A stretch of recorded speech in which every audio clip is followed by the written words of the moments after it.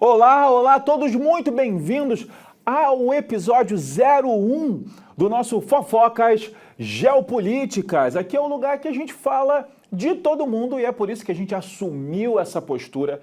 A gente veio realmente para te contar sobre atualidade, sobre geografia, sobre história, sobre geopolítica, enfim, sobre tudo porque é assim que a gente funciona. A gente é próximo, a gente é amigo o suficiente para falar no tom de fofoca. E o assunto de hoje, ele é um assunto que muita gente me pergunta, que está super em alta por 1 milhão de coisas que acontecem no mundo e as pessoas ainda trazem aquela dúvida no sentido assim, mas será que a gente vive uma nova Guerra Fria? Hansen, isso é verdade ou não é? E a gente está aqui para fazer o quê? Para fofocar sobre isso, para te contar desse jeito que só a gente tem, só nessa proximidade. Então, assim, quem não me conhece, muito prazer, eu me chamo Hansen, eu sou professor de Geografia e Atualidades aqui do Descomplica, e esse é o nosso primeiro Fofoca Geopolítica. Vamos aqui falar de todo mundo, e hoje vamos falar desse contexto gigante sobre a nova Guerra Fria. Deixa eu contar mais ou menos o que a gente vai fazer hoje aqui. Eu vou responder diretamente. Sim, o termo Nova Guerra Fria já vem sendo usado por muitas pessoas, em muitos ambientes, por muitos teóricos, inclusive por alguns políticos, a gente tem algumas coisas aí para falar. E cabe aqui também um contexto de por que Guerra Fria, qual é a referência, o que aconteceu na Guerra Fria que faz a gente olhar para o mundo hoje e imaginar, caramba, será que a gente está vivendo isso de novo? Então vamos lá, vamos começar já respondendo de forma super direta. Então, Hansen, a gente pode falar de uma nova Guerra Fria? Sim, muita gente está falando de uma nova Guerra Fria. Não quer dizer que ela vai ser igual à última, não quer dizer que ela tem nem mesmo exatamente os mesmos protagonistas, porque não tem. Mas sim, nós temos algumas tensões similares. E o que a gente vai fazer hoje aqui? Eu vou contar para você nesse tom próximo, nesse tom de fofoca, sabe? Esse tom que não segura nada, né? Porque os boletos estão vindo, tá tudo chegando do mesmo jeito, todos os desafios da cidadania brasileira estão te pegando. Então a gente está aqui para falar tudo e não vamos guardar nada, tá? Vamos explicar de onde vem e quais são os paralelos, tá? Então vamos começar como da melhor forma possível, que é do começo, tá? O que foi essa Guerra Fria? Deixa eu explicar para você, vamos no geral. A Guerra Fria, ela foi um período da história marcado por um conflito indireto e ideológico entre as duas superpotências pós-Segunda Guerra Mundial. Eu sei que essa definição é meio fria, mas essa é meio que a definição dos livros, sabe? Tipo, eu preciso de uma definição meio geralzona, Hansen, pode me ajudar? Posso. A Guerra Fria é o conflito indireto e ideológico feito no pós-Segunda Guerra Mundial entre as potências vencedoras, as principais potências vencedoras desse conflito, tá bom? Agora vamos lá, vamos destrinchar um pouquinho, vamos começar fazendo uma revisão do nosso jeito sobre o que é esse período da Guerra Fria, tá? Vamos pensar o seguinte, depois a gente faz os paralelos. Gente, a Guerra Fria, ela marcou exatamente aquele momento em que a gente chega ao fim da Segunda Guerra Mundial e começa uma nova tensão. É quase uma troca de temporada. Sabe uma coisa meio Stranger Things? Quando você vai lá, vence uma temporada, vencemos o Demogorgon, a El salvou todo mundo, e aí no final do último episódio já começa a aparecer o inimigo da próxima temporada, só para falar para você, olha, o problema não acabou aqui. Foi mais ou menos isso. Quando a gente estava finalizando a Segunda Guerra Mundial, os sinais de que a geopolítica mundial estaria mudando começaram a ficar muito evidentes. Tanto é que não existe uma data em comum acordo para o começo da Guerra Fria. Não existe aniversário da Guerra Fria. Já reparou isso? Olha, aniversário de começo da Guerra Fria. Não tem. A gente não tem uma data fechada. Por quê? Porque o que marcou a Guerra Fria é uma mudança de contexto. De que contexto? Da Segunda Guerra Mundial para a Guerra Fria, tudo bem? Então, quando eu falo de Segunda Guerra Mundial, é um contexto em que nós temos uma luta contra regimes totalitários, beleza? Que foi ali encarnado pelo nazifascismo europeu, mas que, na verdade, era o grupo chamado de Eixo, tá? Nossa, Hansen, eu sempre confundo esses nomes. Calma aí, gente, não precisa, é coisa rápida. A gente fala que a Segunda Guerra Mundial, no geral, era uma batalha entre os aliados e o Eixo, tudo bem? Os aliados, os amigos. Depois a gente até pode voltar nessa ironia dos amigos. Quem eram os amigos? Estados Unidos, Reino Unido, França e União Soviética, nunca esqueça disso. E do outro lado, o eixo, que seriam os inimigos, né, dos aliados. E aí uma dica rápida a gente chama de eixo Roberto. Hansen, por que eixo Roberto? Eixo de Roberto, Roma, Berlim e Tóquio, Roberto, tá certo? Para você não esquecer que era Itália, Alemanha e Japão. Então, enquanto as conversas, enquanto os conflitos, enquanto os arranjos eram para combater o eixo, Enquanto os acordos eram para impedir o avanço da Alemanha, o avanço do modelo italiano ou até do Japão, a gente está claramente num contexto de Segunda Guerra Mundial. Quando a gente começa a falar, por exemplo, de coisas que começam a botar Estados Unidos e União Soviética, já não como aliados, mas sim como aqueles que disputam o poder, a gente começa a sentir o cheiro da Guerra Fria. A gente começa a perceber uma mudança geopolítica. E aí vamos lembrar que a geopolítica, ela nada mais é do que uma análise, a ciência, a interpretação da relação entre os estados. Quando a gente estuda geopolítica, muita gente acha assim, estudar geopolítica é estudar guerra. Na verdade, não. Estudar geopolítica é estudar a forma como os estados se relacionam, a forma como os estados resolvem suas tretas. Se os estados resolvem suas tretas com guerras, aí, gente, é um ponto muito ruim da nossa humanidade. A gente deveria, inclusive, fazer uma terapia global para a gente entender por que a gente resolve tanta coisa com conflito, tá? Mas a geopolítica, ela analisa as relações. E aí, analisando essas relações, o que a gente percebe? Que ali, conforme a Segunda Guerra Mundial foi chegando ao fim, havia um buraco. Qual era o buraco? Quem será a grande potência mundial? Por quê? Porque a Europa saiu destruída da Segunda Guerra Mundial. Lembra que a Europa ela foi a referência de potência literalmente por séculos. Por séculos.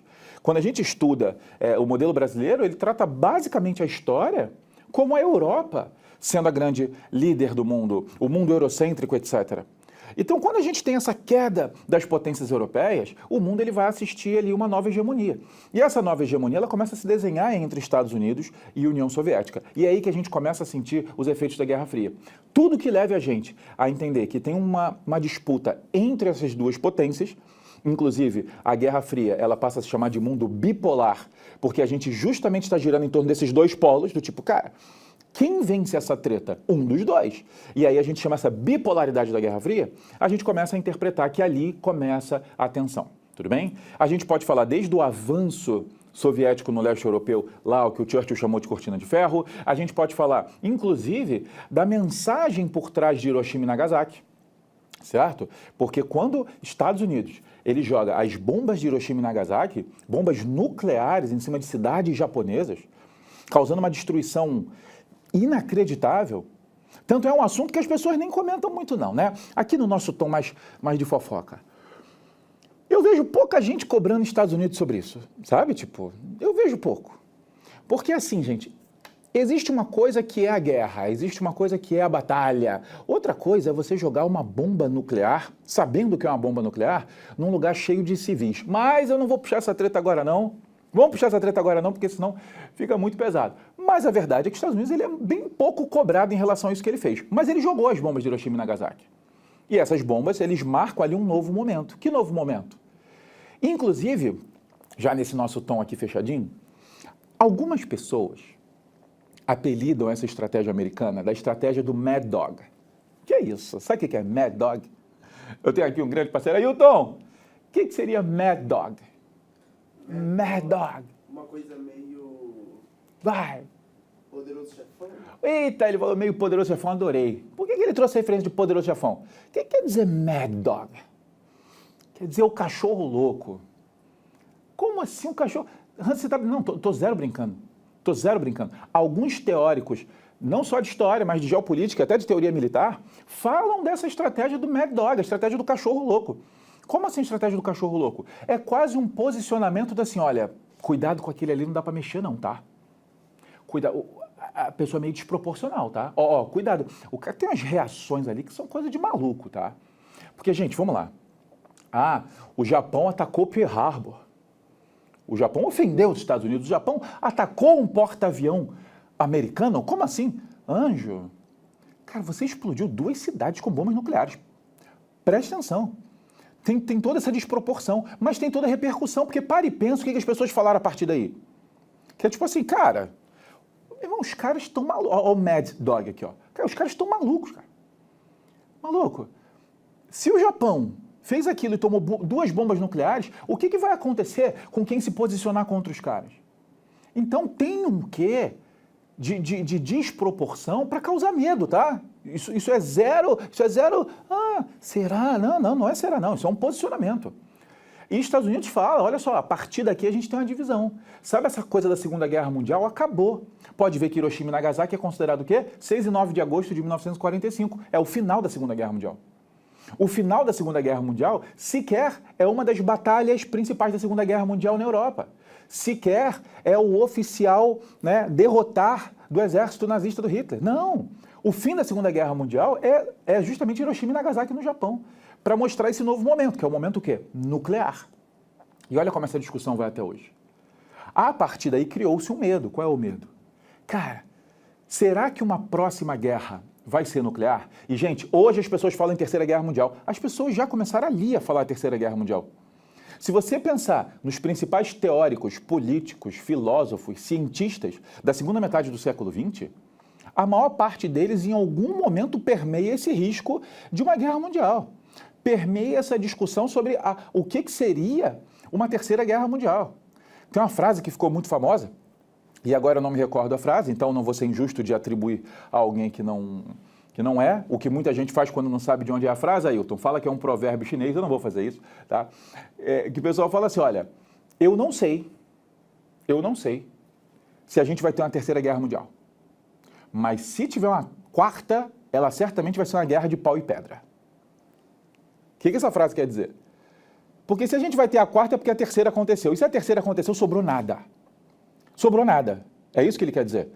Porque o que seria, gente, uma batalha entre potências nucleares? Então os Estados Unidos foi lá e mandou o recado do Mad Dog. Você já entendeu? Ó, segura que agora vai ser assim. E ele achou o quê? Gente, agora o mundo entendeu o recado. Agora todo mundo entendeu o quê? Que o mundo é meu. Eu imagino o Truman na varanda, cantando The World is Mine, e sozinho, assim, sozinho, sabe, no exercício. Tanto que ele lança em 47 a doutrina Truman. E aí olha só como é que o discurso muda. Olha só como é que o discurso muda. Ele já fala o seguinte, não, os Estados Unidos têm uma missão, tem um dever. A gente vai impedir o crescimento da ameaça comunista no mundo. Ele não está mais disfarçando, ele não está mais com discurso de Segunda Guerra, ele não está nem disfarçando. Ele está falando, cara, nós temos um risco que é o avanço da União Soviética e os Estados Unidos está aqui para se posicionar. Ele está aqui para falar, olha, nós não vamos deixar que a União Soviética avance. Não vamos. Então isso é dito abertamente. Então preste atenção, ele mandou primeiro a estratégia do cachorro doido. Ó, tenho bomba. Daqui a pouco ele vai lá e fala abertamente, vou me posicionar contra. Então ele mandou um recado militar, depois ele manda um recado político, ó, nós vamos nos posicionar contra. Isso é um posicionamento político. E depois ele ainda vai fazer a tríade, que é a tríade do poder, que é o quê? O campo econômico. Ele vai criar uma série de planos de ajuda. O mais famoso dele, sem dúvida, o Plano Marshall, que é o plano que foi feito para quê? Para financiar a reconstrução da Europa, deixando a Europa, obviamente, dependente dos Estados Unidos, deixando a Europa literalmente em dívida com os Estados Unidos e garantindo que a Europa, obviamente, quando eu falo Europa, a Europa Ocidental, ela vai ser uma área de, entre aspas, aqui devagarzinho, né, de domínio americano. Seja pela dívida, seja pela parceria, seja pela dependência militar. Pensa numa Europa destruída. Como é que ela vai se defender contra um possível ataque da União Soviética? Ela não teria como. Então, preste atenção como é que eles criam um cerco, gente. E, gente, isso aqui é fofocaça braba. Eles criam o campo militar, político e econômico. O cerco está fechado. O cerco está fechado. Só que do outro lado a União Soviética vai fazer igual. Porque eles vão anunciar, ó, final dos anos 40, ali, 49, temos bomba nuclear também. Então, Estados Unidos, você está achando o quê? Que você está sozinho? Você está achando o quê? Né? Eu, né, venho lá do subúrbio, eu já imagino quase assim, tá me olhando o quê, irmão? O que foi? Qual é o teu problema? Tá achando o quê? Pode vir. Ué, tá com medo? Tá com medo? E aí eu começo. Pode vir, pode vir. Então assim, você tem bomba nuclear? Eu também tenho. Você tem bomba nuclear? Eu também tenho. Essa mesma União Soviética vai fazer, assim como os americanos, também divulgar o quê? Um plano de financiamento. Um plano de ajuda econômica, principalmente no leste europeu, que a gente vai chamar de Comecon. Né? Ou, né, na entonação russa, Comecon, porque a sílaba tônica no meio. Vai lançar esse plano de ajuda econômico. Então tem um espelho aí. Posicionamento militar, também tem bomba nuclear. Posicionamento econômico. Você tem os seus planos, Columba, Aliança para o Progresso, Marshall, não importa. Eu tenho também aqui, ó, o Comecon. Também vou ajudar financeiramente. E tem mais, e tem mais. Enquanto os Estados Unidos vão lançar a OTAN, né, a Organização e o Tratado do Atlântico Norte, que é a aliança militar dos americanos, que é, ó, quem quiser estar do meu lado precisa estar oficialmente. Então nós temos aqui uma aliança militar.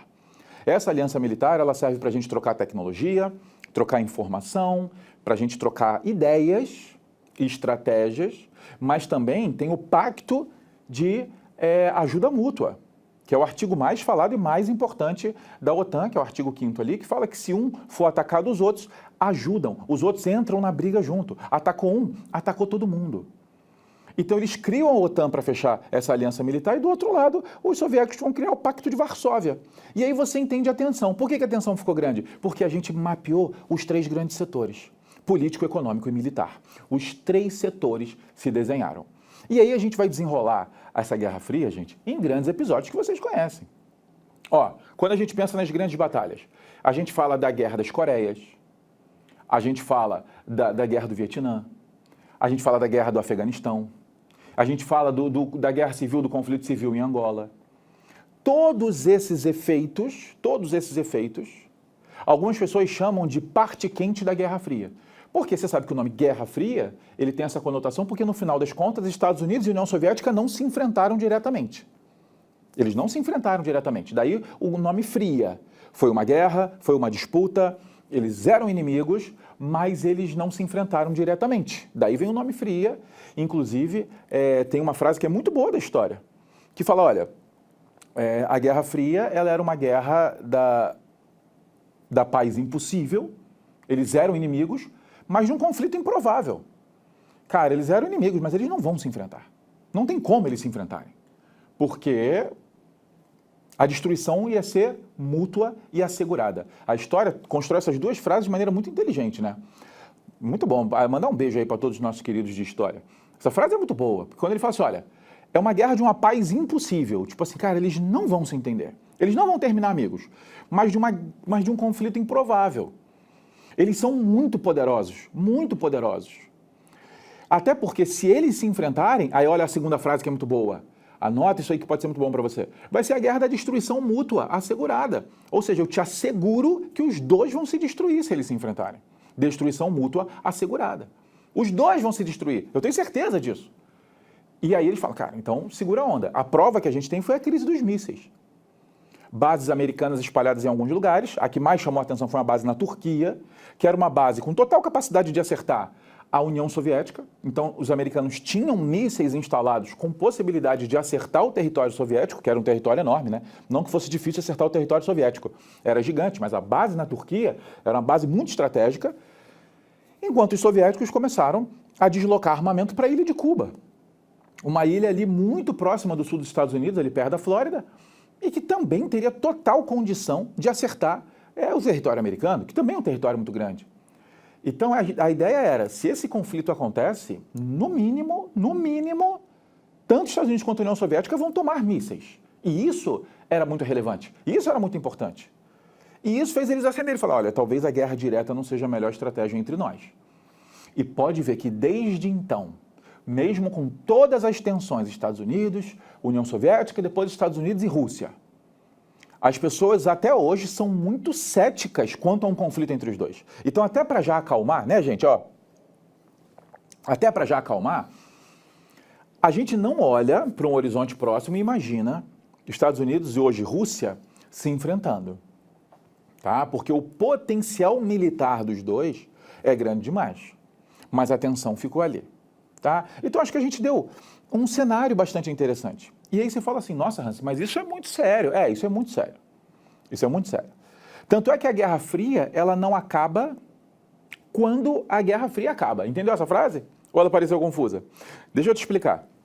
Oficialmente, quando é que a gente fala em fim da Guerra Fria, fim desse mundo bipolar, ou como a gente também pode chamar, fim dessa velha ordem mundial?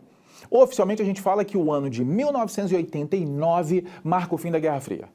Tem a queda do Muro de Berlim, que é o grande símbolo físico da Guerra Fria, e ali acaba a Guerra Fria, inclusive por um anúncio, né? A União Soviética anunciou. Ela não conseguiria mais disputar, ela passou por crises muito profundas nos anos 80, e ela não teria mais condições de disputar a Guerra Fria. Então, assim, de forma até unilateral, né? O Mikhail Gorbachev, como líder da União Soviética, ele fala, olha, a Guerra Fria acabou. Tá? Então, oficialmente, a União Soviética vai lá e fala, olha, a Guerra Fria acabou. Mas, na prática, os americanos ainda tinham uma desconfiança. Será que acabou mesmo? Para e pensa, gente. Para e pensa. Será que isso não é uma estratégia? Sabe, gente, assim, entre nós, sabe quando você implica com alguém? Já pegou implicância de alguém? De verdade, não precisa contar não. Não precisa contar não, porque você sabe aquelas coisas que a gente esconde. Mas sabe quando você pega implicância de alguém? Tudo que a pessoa fala, você acha que é mentira, que tem uma segunda intenção? Sabe esse tipo de coisa? Muita gente fala por aí, nossa, peguei ranço. Eu não gosto disso, por uma razão óbvia. Eu sempre acho que estão falando comigo. Meu nome é Hansen. Quando alguém fala ranço, eu sempre atendo. Isso é uma bosta. Mas vamos lá, olha só. Mas sabe quando você pega implicância, que você acha que tudo tem a segunda intenção, tudo tem uma coisa por trás? É mais ou menos isso. A União Soviética vai lá e fala assim, olha, não. Não, gente, que isso? Acabou a Guerra Fria, tá tranquilo. Tá tranquilo, acabou a Guerra Fria. Acabou a Guerra Fria. Tá? Os Estados Unidos olhou bem pra cara dela e falou assim, tu não me engana não, pô. Tu não me engana não. Sabe o que você tá falando? Você está falando isso para me distrair. Você acha que os americanos baixaram a guarda? Você acha que os americanos acreditaram? Claro que não. Claro que não. Só que no ano de 1991, a União Soviética, enquanto país, se dissolve. A União Soviética acaba. E aí a gente volta a falar de Rússia a partir de 91 e, obviamente, outras repúblicas que compunham a União Soviética começam, né, a criar cada um a sua história. Mas ali, quando acaba a União Soviética, o pessoal fala, cara, acho que agora foi. Cara, acho que agora foi. Acho que agora acabou. Realmente, cara, acabou. Agora acabou a Guerra Fria. E, inclusive, quando a Rússia começa uma transição do modelo socialista para o modelo capitalista, aí que a coisa ficou muito clara. Aí que a coisa ficou muito clara. E aí você reparou, nossa, Hans, até agora você não tinha falado de capitalismo e socialismo. Justamente porque eu preciso fazer essa ponte agora. Vamos lá. Resumo da ópera. A Guerra Fria, esse conflito pós-Segunda Guerra Mundial, em que as duas potências mais vitoriosas, Estados Unidos e União Soviética, disputavam a hegemonia mundial. Estados Unidos representando o lado capitalista, União Soviética representando o lado socialista, eles criaram esse mundo bipolar, ou o que a gente chama de velha ordem mundial, em que os dois disputavam por áreas de influência, os dois disputavam por potencial militar ou tecnológico, no que a gente chamou de corridas. Corridas armamentistas, vamos ver quem faz mais armas, ou corrida tecnológica, vamos ver quem é melhor, quem chega ao espaço primeiro, vamos ver quem é que vai ter os maiores avanços tecnológicos do mundo, beleza? Até que a gente chega ali no ano de 91 e oficialmente a gente chega a um fim da Guerra Fria. Agora vamos lá, a pergunta central do nosso episódio 1 do Fofoca Geopolítica, que é o quê? Mas hoje, Hansen, hoje, a gente vive essa nova Guerra Fria que estão falando? Vamos começar a fazer os paralelos, tá? Pensa comigo. Assim que acabou a Guerra Fria, a gente entra na chamada nova ordem mundial. O que é a nova ordem mundial? A nova ordem mundial é o que a gente também chama de mundo globalizado, ou de globalização. A gente é íntimo. Gente, você sabe que aqui o Fofoca não tem formalidade. Então é exatamente isso. É exatamente isso. A gente está no mundo da globalização. A nova ordem mundial é o mundo da globalização. Um mundo multipolar. Um mundo em que vários e diferentes atores participam do comércio e do poder mundial. Um mundo em que o principal discurso qual era? Não mais o da segregação, não mais o da separação. Esquece essa coisa de mundo bipolar. Esquece separar quem é socialista e capitalista. Esquece isso. É o mundo sem fronteiras. É o mundo em que as barreiras vão cair. Mais ou menos, tá? Porque, inclusive, isso aqui foi questão do Enem algumas vezes, tá? Mesmo nesse mundo globalizado, mesmo nesse discurso de as barreiras caíram, a gente tem um processo chamado seletividade de fluxo. O que significa? Algumas barreiras caíram, outras não, tá bom? Barreira ao comércio caiu, barreira às grandes empresas, à informação, ao controle de dados, está tudo liberado.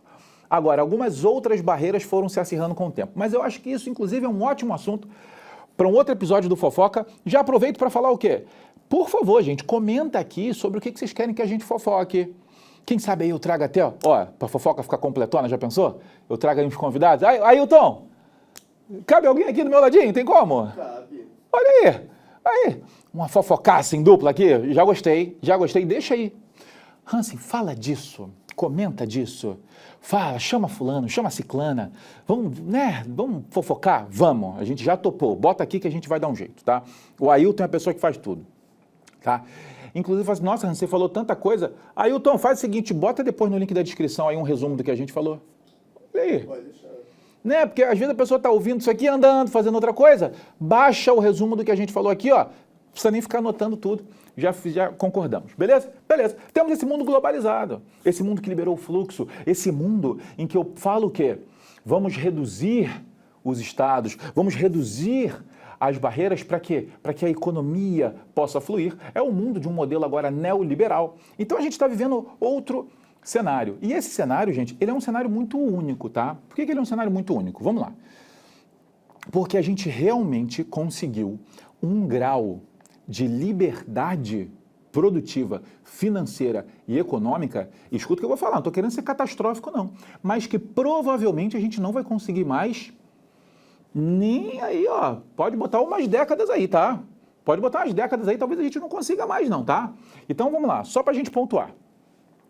Quando a globalização começa, eu tenho uma Europa já forte, desenhando o que a gente chamou de União Europeia, um Japão já super industrializado como segunda maior economia do mundo, apesar de algumas crises que eles estavam vivendo, mas era uma economia extremamente forte, até hoje é, né? Até hoje o Japão é a terceira economia do mundo, não é porque ele era a segunda, só atrás dos Estados Unidos. Então, Japão muito forte, Europa desenhando a União Europeia e Estados Unidos ali como grande potência hegemônica. A gente chama isso da tríade do capitalismo, a base do G7, tá? A gente fala que a globalização ela começa com o domínio amplo dos países ricos. Só que conforme ela foi passando, a gente viu o crescimento principalmente dos países emergentes. E aí a coisa mudou. Porque os países emergentes começaram... Sabe quando você tem aquela soberba que você fala assim, ah, não, gente, olha quem são os emergentes. Eu imagino os ricos conversando numa mesa, comendo coisas chiques e falando assim, gente, olha aqui. Olha quem está crescendo como emergente. Olha a América. Brasil, Argentina, México... Aí vem a África, ali, a África do Sul, hoje a gente fala em Nigéria, não se falava tanto em Nigéria na época. Aí você olha para a Ásia, China, Índia, a própria Rússia tentando voltar. Aí você olha, por exemplo, para a Turquia, você olha para Irã. E eles olhavam e falavam assim, não, agora vê se pode esses países se propondo a construir uma nova base da economia mundial, a serem um novo centro da economia mundial. Isso nunca vai acontecer. Isso nunca vai acontecer. E, inclusive, os próprios países ricos, inclusive muito dinheiro dos Estados Unidos, foi usado para fazer grandes investimentos nesses países. Por quê? Porque a economia globalizada, ela achava que esse grau de integração ia continuar sempre. Então, o que muita empresa americana e europeia fez? Manteve a sede nos seus países e começou a produzir em países emergentes, e em alguns países até pobres. E aí, quem recebeu muita indústria? A própria China. A própria China recebeu muita indústria, porque não imaginavam que ela faria uma real frente contra os países ricos. Mas o que a gente viu, principalmente depois dos BRICS? Que esses países emergentes começaram a crescer bastante. Começaram a crescer bastante. E a China ela veio crescendo de forma bastante contundente. Ela veio crescendo bem. A própria Rússia veio se recuperando bem. E daqui a pouco, gente, a China, ela muda a sua postura. Como assim? Ela veio numa postura de industrialização, tá? A gente chama esse período da China de período Made in China. Made in quer dizer feito, né? Então, assim, era o período em que a China queria que os produtos fossem feitos na China. Ela queria atrair indústrias para cima dela. Ela queria atrair indústrias para ela, tá? Então, ela queria que as indústrias realmente fossem para lá. O que fez ela ter um grande desenvolvimento de infraestrutura, de marinha. Não sei se você sabe, vou contar outra fofocona aqui. Você sabia que, em número, a marinha chinesa superou a marinha americana? Mas deixa isso também, não vou ficar botando pilha, não. Então a China fez um grande crescimento, os maiores portos do mundo, e ali não só a China, mas o Sudeste Asiático como um todo, começou a ser a grande área produtiva. O grande centro da indústria mundial está ali. E eles não eram vistos como inimigos, sabe, no mesmo patamar que os ricos. Só que, gente, esses países emergentes, eles começaram outro tipo de caminho, que é o quê? Eles não só eram países industrializados, mas eles começaram a produção tecnológica. A gente destaca, por exemplo, a Coreia do Sul, a gente destaca a Taiwan, a gente fala de Singapura, a gente fala da Índia, e a gente não pode não falar da China. Então, esses países começaram a virar o quê? Países produtores de tecnologia. Inclusive, sabe qual é o país que mais registra patente de novas tecnologias no mundo? A China. A China já é o país que mais registra patentes. Já é. E aí a gente começa a observar o desenho que hoje as pessoas chamam de Guerra Fria. para e pensa, vamos fazer as pontes para a gente explicar isso aqui. A Guerra Fria, ela traz consigo o quê? Uma discussão sobre a grande potência hegemônica do mundo. Na época, Estados Unidos e União Soviética. O que a gente está vendo hoje de discussão? Quem é ou quem vai ser a grande potência hegemônica? A grande discussão é se a China é capaz de passar os Estados Unidos, é se a China é capaz de superar os Estados Unidos. E vou contar uma coisa para vocês. As projeções dizem que sim, tá? As projeções econômicas... Ai, Hansen, eu não concordo. Tudo bem... Você pode não concordar, Estados Unidos pode reagir? Estados Unidos pode reagir, mas eu estou falando de projeções matemáticas. A gente olha o ritmo de crescimento chinês versus o ritmo de crescimento americano e é uma curva que a China passa os Estados Unidos. É uma curva mais positiva que a curva americana, que inclusive é uma curva que oscila e que é uma curva que tem ameaças de recessão, hein? Não quero botar pilha não, mas é uma curva que tem esse tipo de ameaça. E eu vou dizer mais, se você esticar um pouquinho mais a curva, imagina o seguinte, imagina que você está olhando um gráfico, aí a China vai lá e passa os Estados Unidos, você imagina os Estados Unidos enlouquecendo, certo? E a China lá brigando. Se você esticar um pouquinho e olhar um pouco para frente, você vai ver que a Índia vem se desenhando matematicamente para ser a segunda potência. Então não só existe um cenário razoavelmente próximo da China superar os Estados Unidos, mas existe um gráfico aí um pouco mais distante da Índia superar os Estados Unidos se estabilizar como terceira economia do mundo. Aliás, se tiver um americano me ouvindo, ele vai achar um absurdo o que eu estou falando. Faz parte. Vamos lá. Olha só.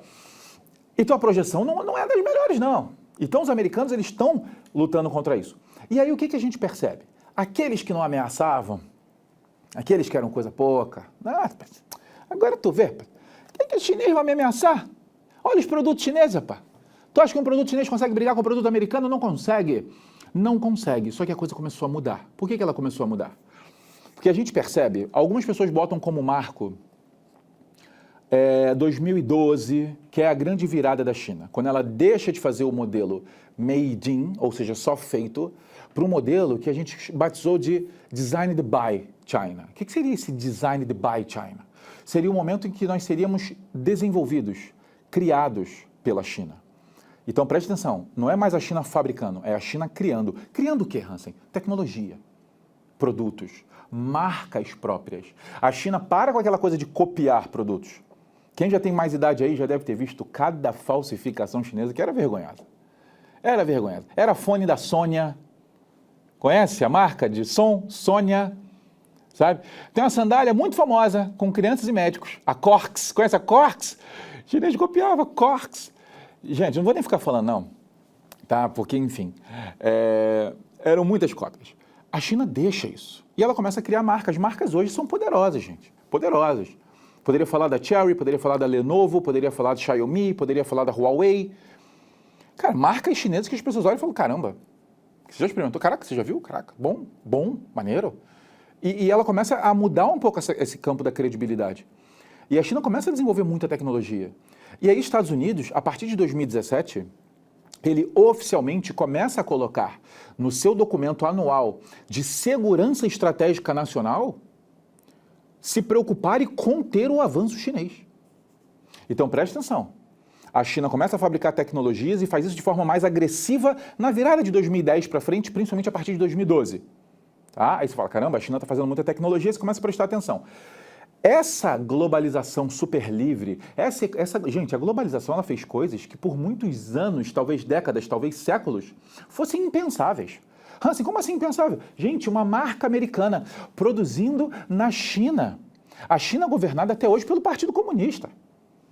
Então, uma marca americana que negocia com o Partido Comunista e que distribui dali para vender no mundo todo. A partir dessa relação super forte, por muito tempo as pessoas acharam que esse grau de liberdade ele não seria tão possível. E a partir de 2016 a gente vê a coisa mudar. A gente começa a ver uma onda que por muito tempo a gente falou isso perto das provas. Gente, estamos vendo o crescimento do quê? Dos protecionismos. Sabe aquele discurso da barreira livre? Sabe aquele discurso, não, derruba as fronteiras, vamos deixar tudo espalhar? Esse discurso ele começa a trocar de espaço e a gente começa a ver algumas barreiras. E aí, gente, 2017, Estados Unidos coloca isso no relatório de segurança estratégica e 2018 a gente começa a viver o que a gente chamou de guerra comercial. O que seria essa guerra comercial? uma série de medidas tomadas, principalmente pelos governos Trump nos Estados Unidos e Xi Jinping na China, aumentando principalmente impostos e literalmente proibições a produtos uns dos outros. Literalmente, o Trump ele tem um discurso muito forte, que ele fala que tem que conter o que a China está avançando, inclusive usando termos assim bizarros, principalmente um país como os Estados Unidos que fez coisa muito parecida, tá? Muito parecida, mas tudo bem. O Trump ele tem uma fala que ele diz que a China estava raping America, tá? Estuprando as estruturas americanas. Coisas assim, que inclusive quebram o decoro esperado de uma fala oficial de um país, tá? Enfim, essa postura muito forte levou a boicotes, literalmente boicotes. Não, vamos impedir o crescimento um do outro. E aí China e Estados Unidos começaram a aumentar a barreira um contra o outro. Então perceba o que já começou a acontecer. Questões econômicas. Lembra que a gente falou? As questões econômicas. Vamos botar barreira, vamos impedir. Sabe o que chegou a acontecer, gente?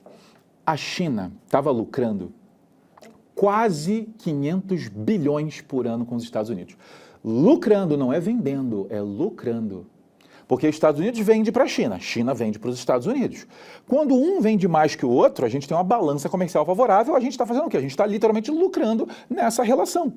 Gente, a China estava lucrando mais de 400 bilhões, caminhando para 500 bilhões de dólares por ano.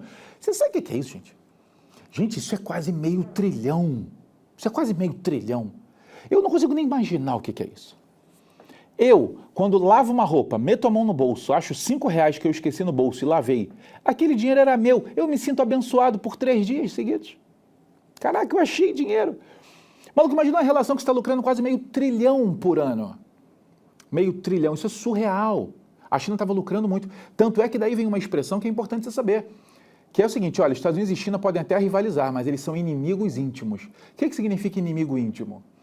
São rivais? São, mas um depende muito do outro, inclusive eles têm muita relação.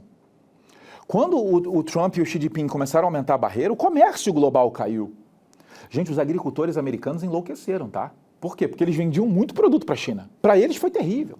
Outras áreas beneficiaram, outras nem tanto. Em resumo, começa-se uma disputa tecnológica, a China criando tecnologia, os Estados Unidos criando tecnologia. Essa disputa vai para o campo político e econômico, acusações, barreiras comerciais. Essa disputa, assim como na Guerra Fria, ganha um aspecto tecnológico. Lembra da corrida espacial? Que era a corrida para mostrar quem é mais tecnológico e quem era melhor? A gente volta a ter uma corrida tecnológica para mostrar quem é melhor, para mostrar quem consegue mais. E, ironicamente, a gente nunca falou tanto de ir ao espaço quanto recentemente. Então, a corrida espacial ela também tem esse capítulo.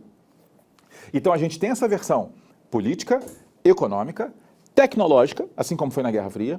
E aí você fala assim, Hansen, eu entendo essa disputa, eu vejo também a China crescendo, os Estados Unidos crescendo, essas disputas. Eles até assinaram um acordo melhorando o ambiente político, mas depois veio a pandemia do Covid e aí piorou tudo de novo. Piorou, porque as acusações americanas contra a China se intensificaram, a China dando respostas geopoliticamente também agressivas aos Estados Unidos, então o campo político voltou a ficar ruim, mas aí você fala assim, Hansen, mas a gente tem uma grande vantagem. Qual é a grande vantagem? O campo militar está calmo. Eu falo, com certeza, você está certo. Essa sua análise ela é muito boa. A nova Guerra Fria se desenhou no campo político, econômico e tecnológico. Na disputa pelos dados, quando os Estados Unidos tentou barrar o TikTok, ali claramente era uma disputa de dados contra o governo chinês. Enfim, beleza, eu entendi. Mas o campo militar realmente, gente, estava muito, muito mais calmo. A gente não acreditava numa tensão militar. A gente viu muitas coisas, a gente viu muitas ameaças, a gente viu guerras acontecendo e mesmo assim a gente não achava que as grandes potências poderiam voltar a se enfrentar. A gente viu guerra do Iraque, a gente viu Líbia, a gente viu Síria, a gente viu tensões no Irã, Coreia do Norte. A gente viu a expansão do terrorismo no século XXI em vários países, como Somália, como Nigéria, como Mali. A gente viu isso tudo acontecendo. E a gente via guerras acontecendo, a gente via conflitos acontecendo. E a gente não imaginava que as grandes potências poderiam voltar a se enfrentar. Até faz a gente aí fazer um exercício de humanidade, né? Parece que se a guerra não envolver grandes potências, está tudo bem, né? Não deveria ser assim, mas isso é para o próximo episódio, aí para um episódio à frente. O que mudou tudo? A guerra da Ucrânia. Gente, a Rússia, até ela começar a guerra efetivamente em fevereiro de 2022, ela estava deslocando tropas desde abril de 2021. E a gente era tão cético quanto a um novo cenário de guerra que a Rússia passou 10 meses deslocando tropas, que era basicamente do tamanho do exército brasileiro, não sei se você sabe disso. A Rússia deslocou para a fronteira ucraniana mais ou menos o exército brasileiro inteiro, em soldados. A gente viu isso acontecendo, a Rússia chamando de exercício, e a gente foi levando. Exercício, tá tudo bem. Até que em 22 a gente viu a invasão da Ucrânia e uma guerra começando. E essa guerra, ela criou a perna que faltava para essa tensão da Guerra Fria. Calma aí, Hansen. Tinha uma disputa econômica e a gente estava ok com isso. Tinha uma disputa tecnológica e a gente estava ok com isso. Quando isso vira uma disputa militar, e a gente começou a ver o quê? Rompimentos. A Rússia sendo literalmente sancionada em várias coisas. A bipartição do mundo. Você agora está sendo forçado a escolher um lado, assim como foi na Guerra Fria. O Brasil tem uma posição super dividida aí.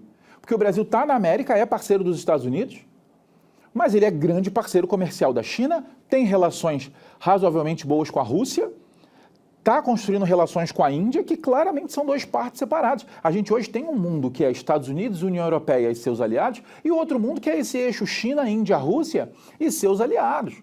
E o Brasil está muito no meio dessa disputa. E é daí que vem essa discussão da nova Guerra Fria.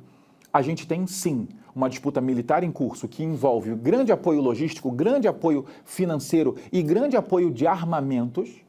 A contraofensiva ucraniana foi feita cheia de armamento americano. Ué, isso não é a mesma coisa que acontecia na Guerra Fria? Conflitos indiretos que Estados Unidos apoiavam um lado, enquanto a União Soviética, na época, né, apoiava o outro. Hoje, a Rússia é o outro lado e os Estados Unidos continuam apoiando a Ucrânia. Não mandou tropas e falou que não mandaria, mas está apoiando.